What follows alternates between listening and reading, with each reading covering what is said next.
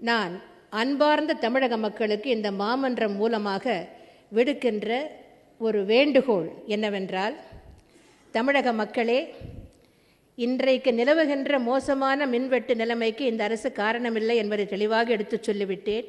இருப்பினும் நீங்கள் நம்பி எங்களிடம் இந்த ஆட்சி பொறுப்பை ஒப்படைத்திருக்கிறதால், நீங்கள் எங்கள் மீது நம்பிக்கை வைத்து, என் மீது நம்பிக்கை வைத்து ஆட்சி பொறுப்பை எங்களிடம் ஒப்படைத்திருப்பதால் உங்களுக்கு தேவையான மின்சாரத்தை வழங்க வேண்டிய கடமையும் பொறுப்பும் எங்களுக்கு இருக்கிறது.